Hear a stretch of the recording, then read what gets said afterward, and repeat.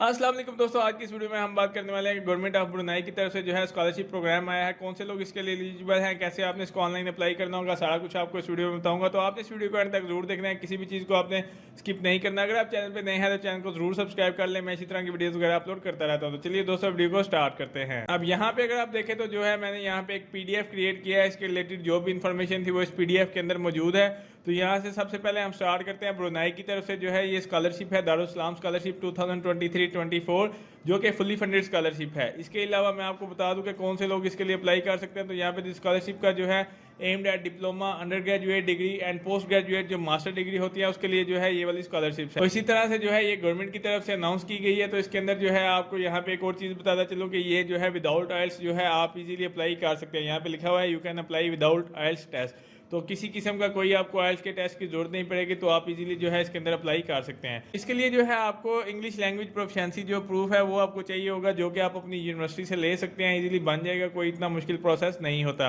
अब जितने भी इंग्लिश मीडियम इंस्टीट्यूट होते हैं तो ये हर साल गवर्नमेंट जो है अनाउंस करती है ब्रुनाई की 300 से ज़्यादा स्कॉलरशिप आती हैं, यहाँ पे उन्होंने मेंशन किया हुआ है। इस तरह यहाँ पे मैं आपको एक और चीज़ बताता चलूँ, जैसे कि मैंने आपको बताया था कि ये फुली फंडेड स्कॉलरशिप है। तो ये जो है गवर्नमेंट जो ब्रुनाई की है वो आपके तमाम एक्सपेंसेस कवर करेगी। देन इसके बाद एक और चीज़ जो कि मेन है, यहाँ पे किसी किस्म की कोई एप्लीकेशन फीस नहीं आपसे चार्ज की जाएगी जब आप अप्लाई कर रहे होगे। अब इसकी डिटेल के बारे में हम बात कर लेते हैं कि जो मतलब इस स्कॉलरशिप की डिटेल है। तो जो कंट्री है वो है ब्रुनाई, और डिग्री लेवल मैंने आपको ऑलरेडी बताया था कि डिप्लोमा, अंडर ग्रेजुएट और पोस्ट मास्टर डिग्री जो प्रोग्राम है और PhD ये वाले प्रोग्राम जो है आप इसमें अप्लाई कर सकते हैं। उसके बाद एलिजिबिलिटी नेशनलिटीज़ हैं ऑल फॉरेन, जो मतलब जितनी भी नेशनलिटीज़ हैं वो इसके लिए अप्लाई कर सकते हैं। फाइनेंशियल कवरेज जैसे मैंने आपको बताया ये फुली फंडेड स्कॉलरशिप है। डेडलाइन इसकी जो है यानी कि आखिरी तारीख इसकी जो है वो 15 फरवरी है 2023। ठीक है, तब तक आप इसको इजीली अप्लाई कर सकते हैं, इतना मुश्किल प्रोसेस नहीं है। स्कॉलरशिप का ड्यूरेशन हम चेक कर लेते हैं। तो यहाँ पे डिप्लोमा जो है वो 3 साल का होता है, अंडर ग्रेजुएट की डिग्री वो 4 साल की फुल टाइम की है, मास्टर डिग्री 12 महीने यानी कि 1 साल या 24 महीने यानी कि 2 साल की डिग्री हो सकती है। फाइनेंशियल बेनिफिट की हम बात कर लेते हैं कि ये स्कॉलरशिप आपको क्या क्या देगी इस मतलब प्रोसेस के दौरान, यानी कि पूरी जो आपकी स्टडी होगी इसके दौरान ये क्या क्या कवर करेगी। तो इसके अंदर जो है आपकी ट्यूशन फीस आ जाती है, उसके बाद आपके एयर फेयर टिकट्स आ जाते हैं, उसके बाद जो है मंथली पर्सनल अलाउंस आपको मिलेगा जो कि $500 है, जो कि वहाँ के ब्रुनाई के हिसाब से बनते हैं, आप चेक कर सकते हैं। इस तरह एनुअल बुक अलाउंसेस वगैरह आपको मिलेंगे, अकोमोडेशन मिलेगी, उसके बाद बैगेज अलाउंस मिलेगा, उसके बाद इंश्योरेंस वगैरह भी आपको स्कॉलरशिप के अंदर कवर की जाएगी। यहाँ पे थोड़ी सी मजीद इन्फॉर्मेशन उन्होंने दी हुई है जो कि बेनिफिट्स के अंदर है, जैसे कि 250 जो आपको डॉलर होंगे वो भी मिलेंगे विद इन एशियन कंट्रीज़ हैं उनके जो रीजन है। इसी तरह यहाँ पे जो उससे आउटसाइड है उसके लिए $500 होंगे। तो ये डिपेंड करता है कि आप किस कंट्री से बिलोंग करते हैं, उस हिसाब से जो है आपको ये अलाउंसेस वगैरह भी मिलेंगे। अब हम बात कर लेते हैं स्टडी फील्ड कौन कौन सी है जिसके अंदर जो है ये वाली स्कॉलरशिप अवेलेबल है। यहाँ पे जो है 5 यूनिवर्सिटीज़ हैं जिन्होंने पार्टिसिपेट किया है स्कॉलरशिप के लिए। तो उसके अंदर डिफरेंट किस्म की जो फील्ड्स हैं वो आपको करवाई जाएगी। अब यहाँ पे सबसे पहली जो यूनिवर्सिटी है वो है यूनिवर्सिटी ब्रुनाई दारुल इस्लाम, जो कि UBD यूनिवर्सिटी है। इसके अंदर डिफरेंट किस्म के कोर्सेज हैं। यहाँ पे art, social sciences, Islamic study आप लोग ये चेक कर सकते हैं। जो भी आपके रिलेटेड कोर्स होगा आप उस यूनिवर्सिटी को चूज़ करेंगे, देन उसके बाद जो है आपने उसको अप्लाई करना होगा। ये मैं आपको आगे चल के बताऊंगा। यहाँ पे डिफरेंट किस्म के कोर्सेज हैं जैसे कि health science, economics, education, business related. इसी तरह जो दूसरे नंबर पर यूनिवर्सिटी है वो है यूनिवर्सिटी इस्लाम सुल्तान शरीफ, यानी कि आप सिंपली शॉर्ट फॉर्म इसको देखें यूनिसा, इसका जो शॉर्ट फॉर्म है। और इसके अंदर जो है अरबिक लैंग्वेजेस है, ट्रांसलेशन वगैरह शरई तौर पे जो भी मतलब चीज़ें होती हैं, जैसे कि उसके अलावा आपको यहाँ पे मज़हब के रिलेटेड इस्लामिक बैंकिंग, फाइनेंस वगैरह ये सारी डिग्रीज यहाँ पे करवाई जाएंगी। तीसरे नंबर पे जो यूनिवर्सिटी आती है वो है यूनिवर्सिटी टेक्नोलॉजी ब्रुनाई, जो कि UTB है, जिसके अंदर तमाम जो टेक्नोलॉजीज़ हैं या इंजीनियरिंग फील्ड्स हैं वो सारी इन्वॉल्वमेंट है। यहाँ पे अगर आप देखें mechatronics, mechanical, petroleum, electrical, civil, तो ये सारी जो है यहाँ पे अवेलेबल है।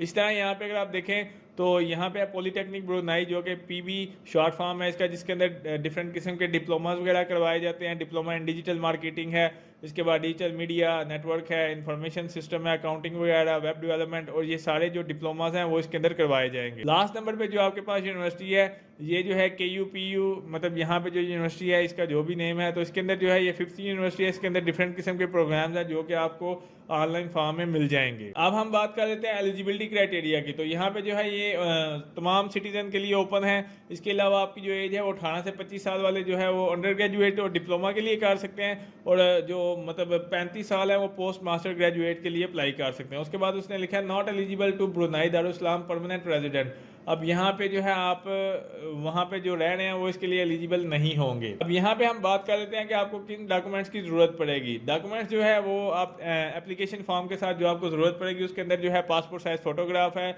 आपकी जितनी भी कॉपीज़ हैं, मतलब आपके एकेडमिक क्वालिफिकेशन है वो सारी सपोर्टिंग डॉक्यूमेंट्स जैसे सर्टिफिकेट्स, टेस्टिमोनियल, ट्रांसक्रिप्ट्स वगैरह वो सारा कुछ आपने लगाना होगा।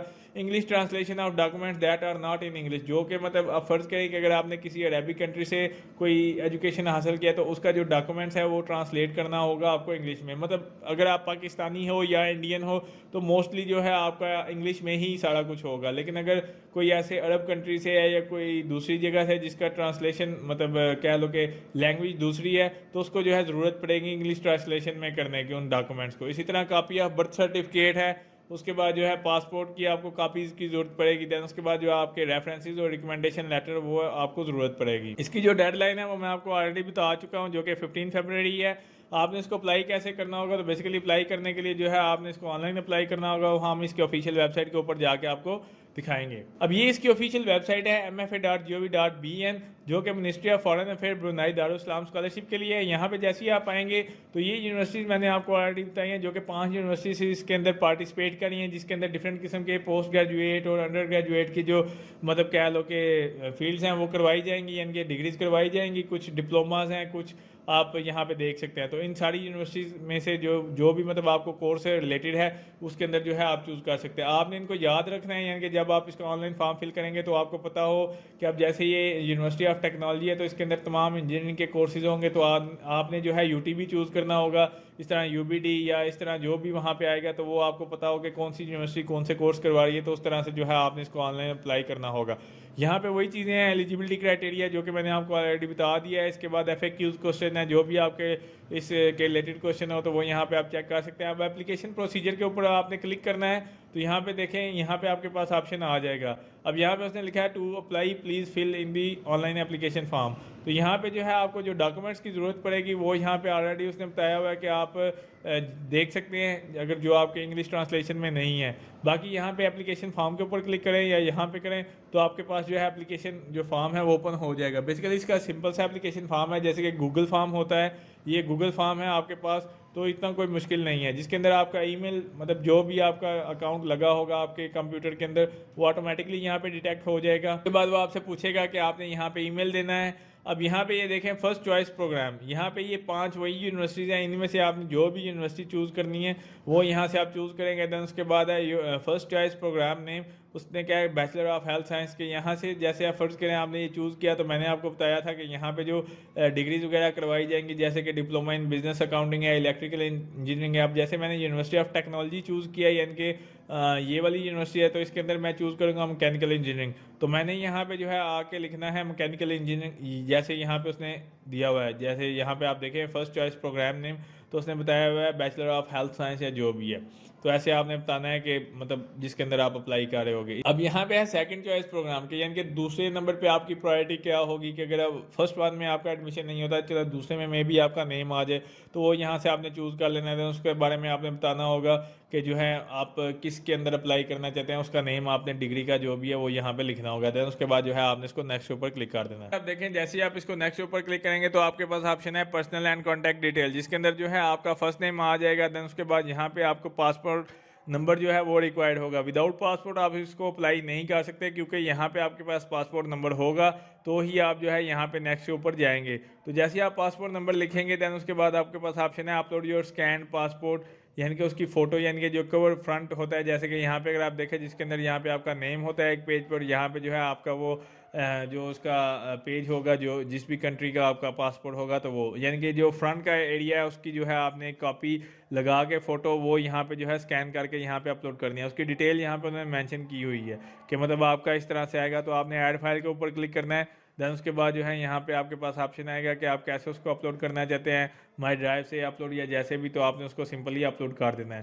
देन उसके बाद आपके पास ऑप्शन होगा आइडेंटिफिकेशन कार्ड नंबर, यानी कि ID कार्ड नंबर। तो उसका जो आपका कार्ड नंबर होगा वो यहाँ पे आप लिखोगे। देन उसके बाद वो कह रहा है upload your scan identification card, यानी कि ID कार्ड का जो स्कैन है फ्रंट और बैक वो यानी कि फ्रंट जो आपका मतलब कार्ड होगा वो, और जो आपका मतलब बैक साइड है उसकी, वो आपने यहाँ पे जो है अपलोड करनी होगी।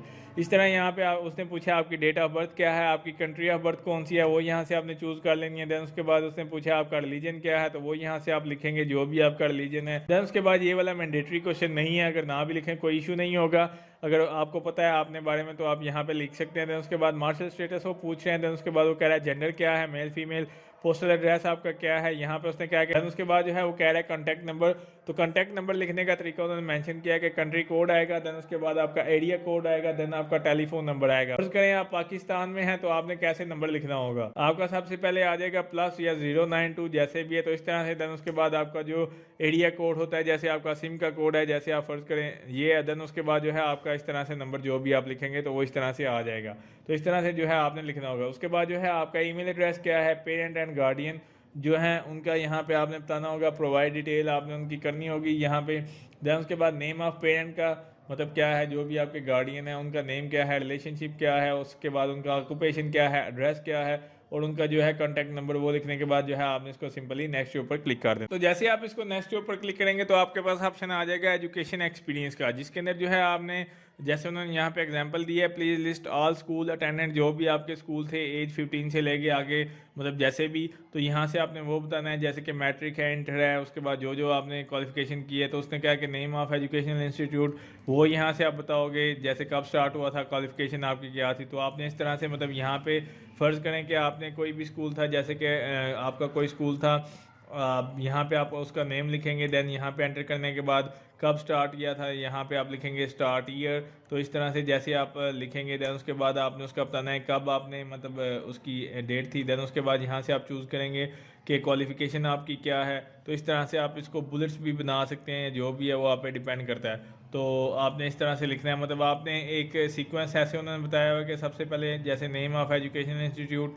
आपने ऊपर ऐसे हेडिंग देनी है, ठीक है। आप इसको यहाँ पे लिख सकते हैं लाइक दिस, तो आप इसको इस तरह लिखेंगे। देन उसके बाद उसका इंस्टीट्यूट का नेम आ जाएगा। उसके बाद उसने क्या स्टार्टिंग ईयर आपका क्या था वो यहाँ पे आप लिखोगे। देन उसके बाद कह रहा है कि आपकी उस वक्त मतलब क्वालिफिकेशन क्या थी, यानी कि माट्रिकुलेशन थी या FSC या ICS या जो भी, वो इस तरह लिखेंगे। देन इसी तरह दूसरे नंबर पे फिर स्पेस दे के आपने दूसरे नंबर पे आपने लिखना है आपका FSC का या जो भी। देन इसी तरह थर्ड नंबर नंबरिंग आपने साथ देनी है। तो इस तरह से करके आपने जो है इसको फिल करना होगा। देन इसी तरह जो है यहाँ पे उसने क्या प्लीज़ अटैच सर्टिफिकेट, जितने भी आपके सर्टिफिकेट थे मैट्रिक से लेके ऑनवर्ड जो भी आपकी डिग्रीज हैं वो सारी यहाँ पे आपने जो है अटैच करनी होगी। यहाँ पे ट्रांसक्रिप्ट वगैरह जो भी आपकी फोटो कापीज़ हैं। तो जैसे आप इसको नेक्स्ट के ऊपर क्लिक करेंगे तो नेक्स्ट के ऊपर आपके पास ऑप्शन होगा यहाँ पे इंग्लिश लैंग्वेज प्रोफिशिएंसी। अब बेसिकली इंग्लिश लैंग्वेज प्रोफिशिएंसी क्या है, ये है रिटन आपकी मतलब कैसी है इंग्लिश। तो यहाँ पे आपको पता होगा कि आप अपने हिसाब से बताओगे आपकी इंग्लिश गुड है, एवरेज है या जो भी है, वो यहाँ से आपने चूज़ करना है। देन इसी तरह इंग्लिश लैंग्वेज रीडिंग में कैसी है वो यहाँ से आप चूज़ करोगे, और बोलने में कैसी है तो वो यहाँ से आप चूज़ करेंगे। देन उसके बाद आपने इसको नेक्स्ट ऊपर क्लिक कर देना है। जैसे आप इसको नेक्स्ट रहा क्लिक करेंगे, यहाँ पे वो कह रहा है कि प्लीज़ स्टेट अदर लैंग्वेजेस, की अगर आपको कोई और लैंग्वेजेस आती हैं तो वो आप बता सकते हैं। यहाँ पे आपने बताना है, आप जैसे यहाँ पे लिख सकते हैं उर्दू आपको आती है या जो भी, इस तरह से आप यहाँ पे मेंशन कर सकते हैं। जैसे यहाँ पे मैं उर्दू लिखता हूँ, पंजाबी है, हिंदी है, जो भी, तो वो यहाँ से कह रहा है कि आपको कैसी आती है उसकी रीडिंग और राइटिंग, स्पोकन वगैरह। देन उसके बाद आपने इसको जो है नेक्स्ट के ऊपर क्लिक कर देना है। तो जैसे आप इसको नेक्स्ट के ऊपर क्लिक करेंगे तो यहाँ पे आपके पास ऑप्शन आएगा अकेडमिक डिस्टिंक्शन और प्राइज रिसीव्ड। तो यहाँ पे मतलब उसने क्या है कि जब आप स्टडी के दौरान कोई आपको अवार्ड या कुछ प्राइज़ वगैरह मिले थे तो उसके बारे में यहाँ पे आपने डिटेल देनी है। देन उसके बाद अगर आपके पास कोई सर्टिफिकेट है या कुछ इस तरह से है तो वो यहाँ पे आपने अटैच कर देना है। देन उसके बाद जो है आपने इसको नेक्स्ट ऊपर क्लिक कर देना है। तो जैसे आप इसको नेक्स्ट ऊपर क्लिक करेंगे तो यहाँ पे आपके पास ऑप्शन होगा प्रपोज फ्यूचर कैरियर। तो यहाँ पे उसने क्या है कि अपने फ्यूचर कैरियर के बारे में यहाँ पे थोड़ा सा आपने ब्रीफ आंसर देना है। Please state your propose future career के उसके बारे में, जो मतलब आपका एक माइंडसेट है वो कैसा है उसके बारे में आप थोड़ा सा यहाँ पे ब्रीफ करेंगे। देन उसके बाद जो है आपने इसको नेक्स्ट ऊपर क्लिक कर देना है। जैसे आप इसको नेक्स्ट ऊपर क्लिक करेंगे तो यहाँ पे है स्टेटमेंट ऑफ पर्पस, जो कि बहुत ही इंपॉर्टेंट रोल अदा, किसी भी स्कॉलरशिप को आपने अगर विन करना है तो स्टेटमेंट ऑफ पर्पस और आपके जो डॉक्यूमेंट्स हैं और साथ में रिकमेंडेशन लेटर और इस तरह की जो चीज़ें होती हैं, कवर लेटर, ये बड़े इंपॉर्टेंट होते हैं। तो 200 वर्ड्स आपने यहाँ पे जो है उसको लिखना होगा। 200 वर्ड्स की लिमिट है यहाँ पे, आप 200 वर्ड्स कम से कम आपके होने चाहिए, जिसके अंदर जो है आपने बताना है प्लान ऑफ स्टडी, उसके बाद रिसर्च वगैरह, उसके बाद आपका जो फ्यूचर कैरियर प्लान है, वो सारा कुछ आपने इस तरह से रिलेट करना है कि वो एक 200 वर्ड्स के अंदर जो है आपका एक समराइज हो जाए सारा कुछ। देन उसके बाद जो है आपने इसको नेक्स्ट ऊपर क्लिक कर देना है। तो जैसे ही आप इसको नेक्स्ट ऊपर क्लिक करेंगे तो यहाँ पे आपके पास ऑप्शन है वर्क एक्सपीरियंस का। अब बेसिकली यहाँ पे जिसके पास वर्क एक्सपीरियंस नहीं है, परेशान होने की ज़रूरत नहीं है। जितने भी क्वेश्चन आए थे जिनके ऊपर स्टैटिक नहीं पड़ा हुआ, तो ये इंपॉर्टेंट नहीं है, यानी कि अब ये नहीं है कि स्टेटमेंट पर्पस आप लिखें ही ना, तो इस तरह नहीं है। अब जैसे वर्क एक्सपीरियंस यहाँ पे अगर आपके पास है तो आप मेंशन कर सकते हैं, अदरवाइज आप डायरेक्ट इसको नेक्स्ट भी करेंगे तो ये चला जाएगा, क्योंकि ये मैंडेटरी नहीं है। यहाँ पे अगर आपने किसी जगह पे काम किया हुआ है तो अच्छी बात है। कोई भी अगर आपका एक्सपीरियंस आपकी फील्ड के रिलेटेड है, या कोई भी आपका ऑनलाइन एक्सपीरियंस है या कुछ भी, तो उसके बारे में आपने लिखना कैसे होगा। जैसे आपने अपनी एजुकेशन फिल करनी है, यहाँ पे आपने उस कंपनी का नेम लिखना है। जैसे कि फ़र्ज़ करें यहाँ पे आप पीटीसी लिखते हैं, देन उसके बाद यहाँ पे आपकी पोजीशन क्या थी, जैसे कि मैकेनिकल इंचार्ज या जो भी, मतलब देन उसके बाद आपने बताना है कि पार्ट टाइम थे या फुल टाइम थे, तो वो यहाँ पे आप लिखेंगे। सही प्रॉपरली आपने लिखना है, जैसे मैं लिख रहा हूँ, आपने ऐसे नहीं, ये जस्ट एग्जांपल दे रहा हूँ आपको। देन उसके बाद कब आपने स्टार्ट किया था, तो आपने इस तरह से उनको बताना है। देन उसके बाद ये प्रॉपर आप लिखने के बाद जितने भी एक्सपीरियंस है, देन उसके बाद आपने इसी तरह करके नंबर 2 पे फिर जो भी आपकी कंपनी थी उसका नेम, फिर उसकी डेट वगैरह सारा कुछ लिखेंगे। तो इस तरह से जो है आपने ये फिल करना होगा। इस तरह यहाँ पे अगर आपके पास एक्सपीरियंस लेटर है तो आप यहाँ पे अटैच कर सकते हैं फाइल्स को। देन उसके बाद जो है आपने इसको नेक्स्ट ऊपर क्लिक कर देना है। जैसे आप इसको नेक्स्ट ऊपर क्लिक करेंगे तो आपके पास ऑप्शन आ जाएगा एक्स्ट्रा करिकुलर एक्टिविटीज़। अब बेसिकली ये क्या होता है, इसके अंदर आपको बता देता हूँ कि आपकी एक तो होता है स्टडी या एकेडमिक लिहाज से जो भी आपकी एक्टिविटीज़ होती हैं उनको आपने साइड पे करना है, और उसके अलावा जो भी आपकी एक्स्ट्रा एक्टिविटीज़ हैं, जैसे आप स्पोर्ट्समैन हो, आपको खेलने का शौक़ है, आपको कोई कल्चरल इवेंट या इस तरह की चीज़ें हैं जो आपको अच्छी लगती हैं, या कम्युनिटी सर्विसेज वगैरह, या आपकी कह लो कि कोई मतलब नेशनल लेवल पे या इंटरनेशनल लेवल पे कुछ इस तरह से चीज़ें हैं, तो वो आपने बतानी है। जैसे एक्टिविटी स्पोर्ट्स है, कम्युनिटी सर्विसेज वगैरह, बैडमिंटन या कुछ भी अगर आपको आता है उसके बारे में। फिर उसके बाद उसने क्या है कि ये भी इसी तरह आपने लिखना होगा, जैसे कि ईयर 2010 उसने मैं एक एग्जांपल दी हुई है कि मतलब इस डेट को आपकी जो भी डेट थी वो यहाँ पे आप लिखेंगे। देन उसके बाद टाइप ऑफ एक्टिविटी क्या थी, जैसे स्पोर्ट्स के रिलेटेड है, जैसे आप फर्ज करो क्रिकेटर हो तो आप लिखेंगे क्रिकेट के बारे में। देन उसके बाद यहाँ पे आपने बताना है कि आपका लेवल क्या था, एज अ डोमेस्टिक खेलते थे, मतलब नॉर्मली प्ले करते थे, या फिर आप कह लो कि किसी क्लब को ज्वाइन किया था, तो आपने वो यहाँ पे बताना है।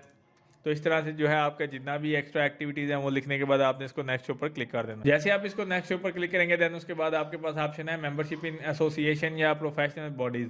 अब बेसिकली ये क्या होता है कि अगर आपके पास किसी किस्म की कोई मेंबरशिप थी, जैसे यहाँ पे IEEE है इंटरनेशनल, जो मतलब यहाँ पे कॉन्फ्रेंस वगैरह के बारे में है, तो अगर आपको कुछ इस तरह से कोई आपको कह लो कि मेंबरशिप आपके पास थी किसी ऑर्गेनाइजेशन में, या कोई एज अ वॉलंटियरली आपके पास एक प्रोफेशनल मतलब वहाँ पे काम था, या कुछ आपने इस तरह से सर्व किया था, तो फिर आप यहाँ पे उसके बारे में लिखेंगे। जैसे उसने एग्जांपल दिया कि इस साल में, ये सेम उसी तरह ही आपने लिखना होगा। जैसे 2022 में आपने कौन सी मतलब एसोसिएशन को ज्वाइन किया था, या कुछ इस तरह से उस एसोसिएशन का नाम है, जैसे उसने लिखा IEEE, तो आप यहाँ पे लिख सकते हैं। या इसके बाद YPL, जो भी मतलब आपकी youth young leader professional conference है या कुछ इस तरह से, तो वो यहाँ पे आप लिखेंगे। देन उसके बाद आपने बताना है कि उस जगह पे आपकी पोजीशन क्या थी, आप सेक्रेटरीट थे या आप मैनेजिंग पोस्ट पे थे या कुछ इस तरह से, वो यहाँ पे आपने लिखना है। देन उसके बाद जो है आपने इसको नेक्स्ट ऊपर क्लिक कर देना है। जैसे ही आप इसको नेक्स्ट ऊपर क्लिक करेंगे तो आपके पास ऑप्शन है एकेडमिक अवार्ड्स का या स्कॉलरशिप अचीव का। बेसिकली ये क्या चीज़ है, को अगर आपने मतलब फ़र्ज़ करें कि अपने स्टडी पीरियड के दौरान कोई आपको एकेडमिक अवार्ड मिला था, लाइक कोई प्राइज़ मिला था अच्छी कारकर्दगी के ऊपर, या फिर आपको गोल्ड मेडल मिला था, तो वो यहाँ पे आप बता सकते हो कि कौन सा एकेडमिक अवार्ड था। यहाँ पे उसने जैसे मेंशन किया कि अगर आपको कोई स्कॉलरशिप मिली थी अपनी यूनिवर्सिटी में, तो आपने मतलब बताना है कि अगर आपको स्कॉलरशिप मिली थी तो आप यहाँ पे लिखेंगे सिंपली स्कॉलरशिप मिली थी। तो अगर आपको मिला था गोल्ड मेडल तो आप लिखेंगे गोल्ड मेडलिस्ट हो। दैन उसके बाद किस इंस्टीट्यूट से मिला था, दैन उसके बाद कब मिला था, वो यहाँ पे आपने प्रॉपरली जो एक वे है उसके साथ जो है यहाँ पे मेंशन करना है। दैन उसके बाद अगर आपके पास कोई पिक्चर है, या आप कह सकते हो कि कोई सर्टिफिकेट है या कोई शील्ड वगैरह है, तो वो यहाँ पे आप उसके बाद जो भी उसका रेलिवेंट डॉक्यूमेंट है वो यहाँ पे आपने अपलोड करना होगा। दैन उसके बाद जो है आपने इसको नेक्स्ट ऊपर क्लिक कर देना है। जैसे आप इसको नेक्स्ट ऊपर क्लिक करेंगे तो आपके पास ऑप्शन है रेफरेंस लेटर का, तो यहाँ पे आपने रेफरेंस लेटर अपलोड करना होगा। रेफरेंस लेटर को अपलोड करने के बाद आपने सिंपली नेक्स्ट के ऊपर क्लिक करना है। तो जैसे आप इसको नेक्स्ट के ऊपर क्लिक करेंगे तो आपके पास ऑप्शन है डिक्लेरेशन का। बेसिकली डिक्लेरेशन एप्लीकेशन का ये मकसद है कि आपने जो भी इंफॉर्मेशन दी है या ऊपर जो भी डॉक्यूमेंट्स दिए हैं वो सारा कुछ ठीक है, कोई किसी किस्म का फ्रॉड नहीं है। मैं इस चीज़ को तस्लीम करता हूँ। दैन उसके बाद जो है एग्री के ऊपर क्लिक करना है, दैन उसके बाद आपने इसको सबमिट के ऊपर क्लिक कर देना। तो इस तरह से जो है आप इसकी एप्लीकेशन फॉर्म को अप्लाई कर सकते हैं। उम्मीद करता हूँ दोस्तों आपको वीडियो अच्छी लगी होगी। अगर अच्छी लगी है तो इसको लाइक कीजिए, शेयर कीजिए और मेरे चैनल को जरूर सब्सक्राइब कीजिए। शुक्रिया।